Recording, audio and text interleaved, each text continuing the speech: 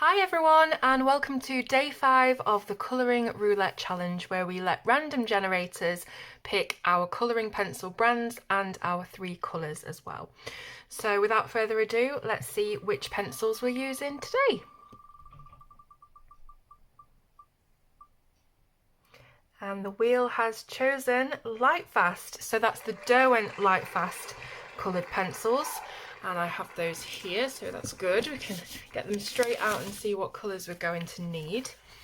And then we'll move on to the next picker and we will pick 3 different colours from the Derwent Lightfast range. We've got yellow, orange. I'll just write these down. And then ochre, so pretty much the same colour, just ochre's just a bit more brown. And finally, red violet. So we had red violet yesterday, but of course every coloured pencil brand is different, so we'll have slightly different tones. And let's see which colours we pick out of the Lightfast pencils. Here are the Derwent Lightfast colours that I've chosen for this. So for the ochre, I've gone for brown ochre. Now this one is a bit of a more desaturated, darker ochre tone than, for example, the one that we used on the previous blend. And I decided to go with this because, of course, we do have the yellow-orange colour in this palette. So if I'd have chosen a more standard, lighter ochre colour, it probably wouldn't have been too far away from the yellow-orange. And that one that I've chosen is Amber Gold. Now I believe that this is the yellow-orange we used in the Chromaflow pencils because, of course, with them being Derwent, they do share some names and shades across their pencil ranges. So there's that one there. And finally, for the red violet, I've gone with deep rose. So those are the 3 colours that we are going to be using. And this one here is the emblem that I've chosen to colour with these, purely because I think that these 3 colours are quite vintage. They're a little bit bright to be called vintage, but I feel like the 3 colours together, when you look at them swatched out, they could be, you know, quite a old-fashioned colour palette. So let's get started. I'm going to colour the scroll at the back with the brown ochre. And I think what I'll do is just do a really light layer first of all. And probably leave some white toward the edge of the scroll.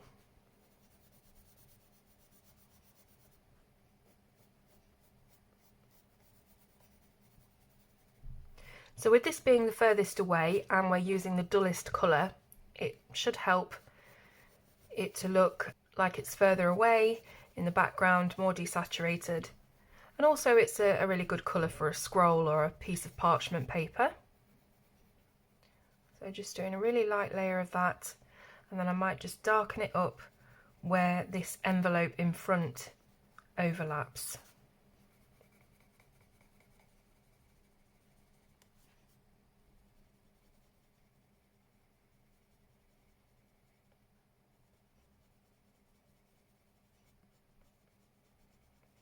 There we go, so we've just got a bit of differentiation there where the 2 envelopes overlap the scroll at the back.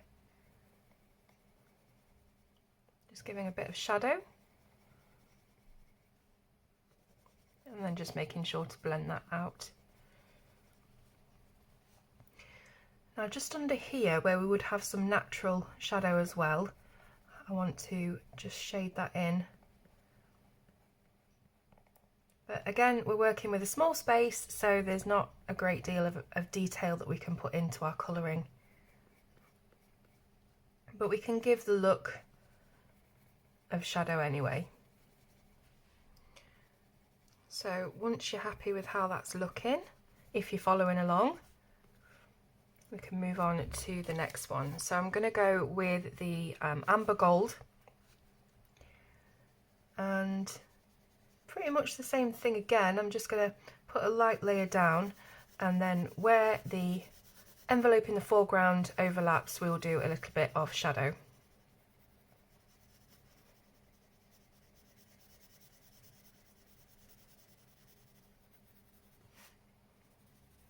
I really hope that you're enjoying this series so far, by the way. Lots and lots of comments from you saying that you are, so I'm really pleased about that. And I'm quite surprised actually how many of you are watching and enjoying it, because it is very, very simple colouring. There's nothing amazing going on, but I think it's the novelty factor of not being able to choose the colours and things, isn't it, that's most interesting. It is for me anyway, and I'm having, you know, a lot of epiphanies about colours and things that would go together, whereas usually, you know, say for instance the ChromaFlow one that we did, where I had to use pinks and purples on leaves, you know, usually I'd be a green girl or an orange girl or a red girl when it comes to leaves, trying to make them look as realistic as I can, but you know, it turned out beautifully. And that kind of magical fantasy colour palette is something that I've not played a lot with. I think maybe I did at the start when I began colouring, and then over time I just managed to lose that somehow and become focused on realism, or, you know, as realistic as I can do. So it's helping me so far. I'm just doing a little bit of shading under the flap of the envelope as well, and also right here next to where the feather overlaps. So generally in colouring, if something is overlapping another thing, it will cast a shadow. Obviously this depends on where your light source is and things like that, but if you're just wanting to put a bit of interest to the piece, especially when you're working with limited colours, you need to try and figure out how to do that. You can make sure that your shadows are in the kind of place where they would probably be if these envelopes were sat on a table.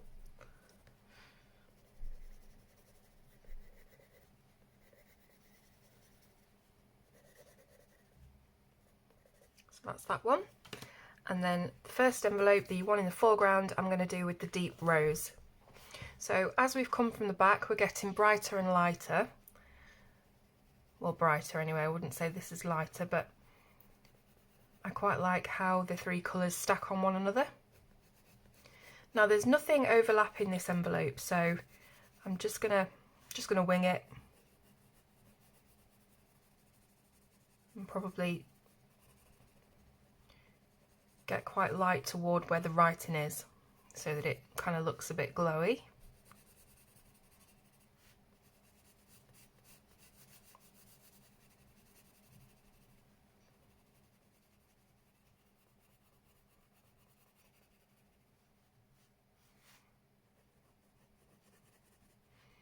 So I don't know if any of you have these Derwent Light Fast pencils and what you think about them.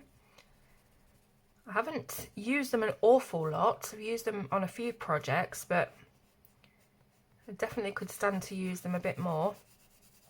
They are really nice pencils. They want to be for the price as well. I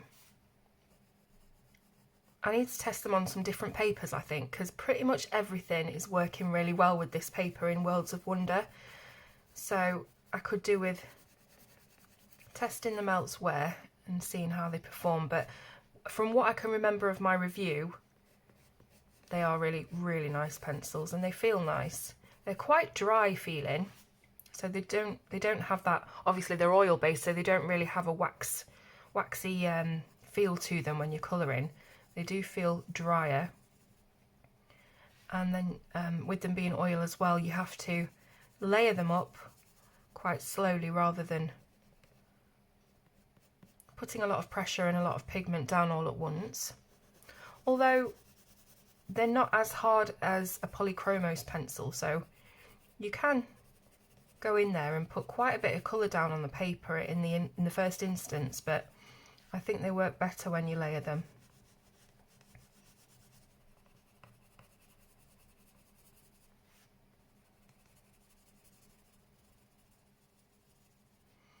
So I'm gradually just getting lighter and lighter as I go towards the writing, and I don't want to keep it completely white, so I'll just do a very, very light layer of colour over the top.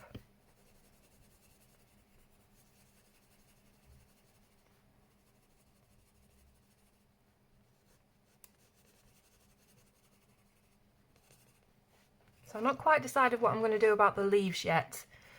There's not too many things in a Johanna Basford book that don't include leaves, so I think we're definitely going to have to make some allowances for that when it comes to these images. And as I said with the Chroma Flow one, just doing some fantasy colours for the leaves.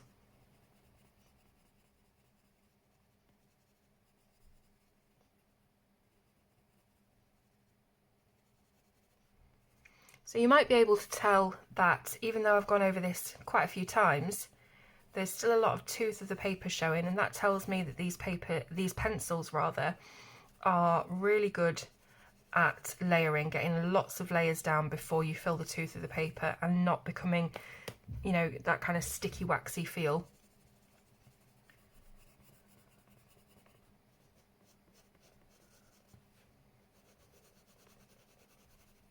So just pressing a little harder now to build up that colour around the edges.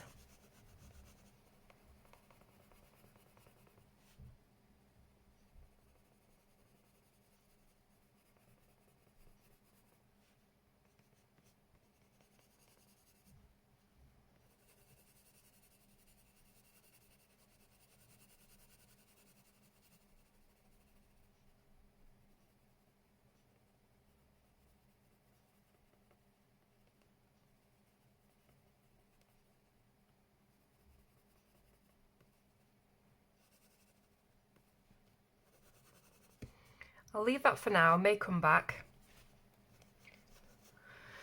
So I think I'll also be doing the feather in this colour as well. Maybe I'll choose a couple of colours for that.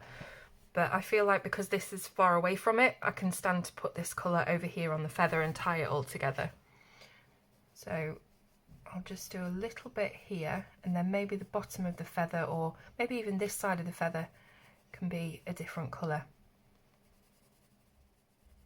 You don't have to worry as well about colouring in every single section that Johanna or whoever has drawn for you. You can go over them and just use them as detail.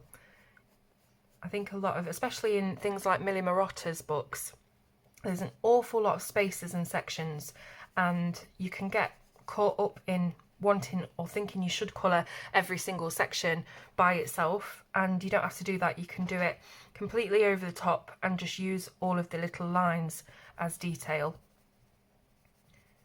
I find Millie's books, as beautiful as they are and undeniably talented as she is, the books are really quite daunting, because unless you do what I just said and go over and colour, you know, over all of the lines and everything, and sort of create your own highlights and shadows, you are left to be filling in lots and lots and lots of tiny spaces.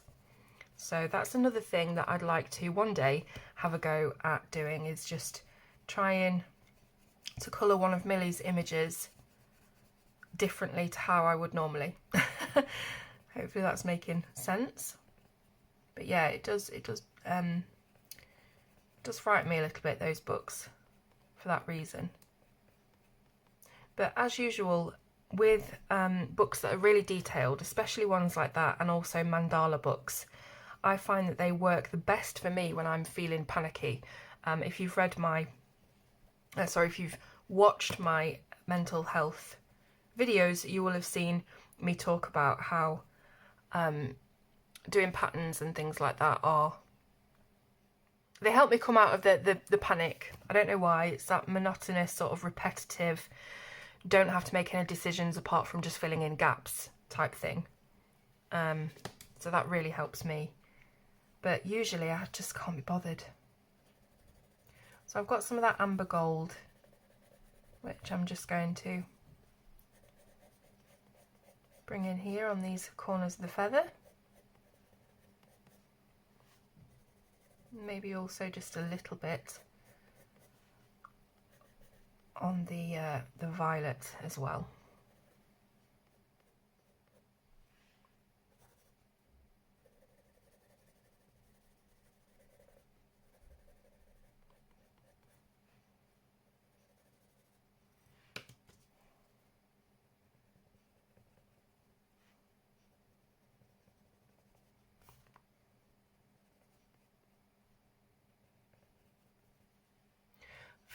And I think I'll colour the stalk with this as well.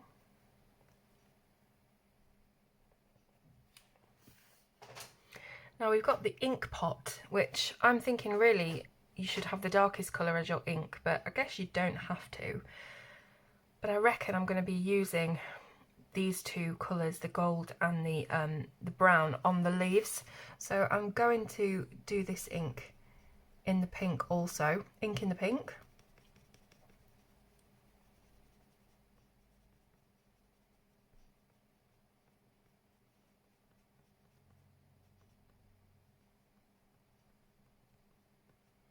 So again, not three colours that I would have put together myself, but I do quite like them. Like I said, it gives you a kind of vintage vibe. Let me know what you think about these three colours and if it's a combo that you would use in your colouring. So yeah, just got to colour these little ink splashes. I'm not really overly chuffed with the feather, but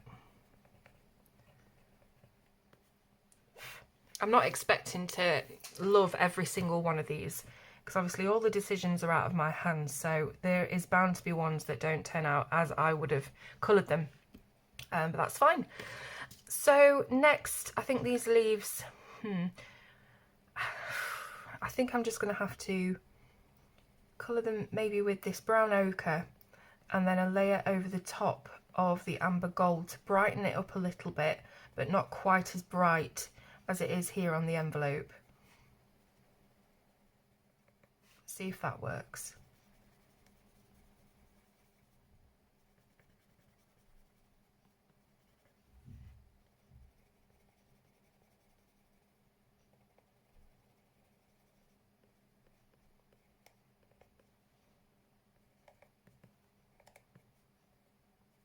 Okay, so I've got this amber gold.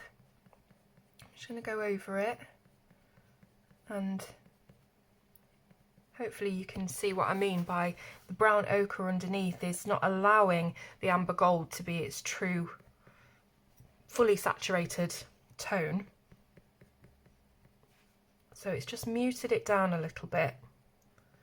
Sort of thing that you would do with a grey pencil. You would tone it down a bit, and that's what I'm doing here. And it still kind of looks like a different colour, even though we're only using colours we've already put down on this design.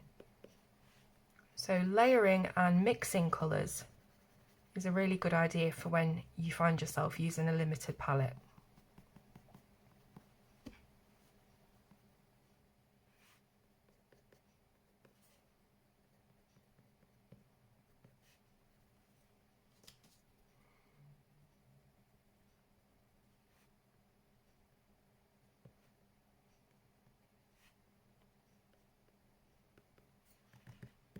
There we go. Let's give this a nice bright yellow stamp. And see, I've fully burnished that little bit there, so it looks even more orangey and different to where I've put it down quite lightly on the envelope. So like I said in the last video, different pressures can really make a huge amount of difference to how things look, and even make them look like different colours altogether. So just coming back in on this envelope a little bit. I quite like the rough texture of the tooth for this. As I say, goes with the vintage vibes.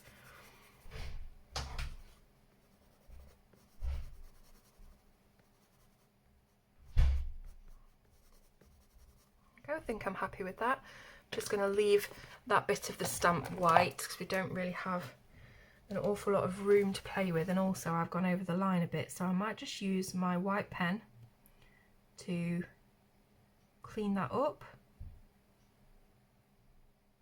There we go. Just looking whether I need to add any little dots or things. Maybe I'll just put a little bit of a shine on this ink bottle there. But I think that's good. Okay, so that's another one completed. Hope you've enjoyed it, and I will see you tomorrow.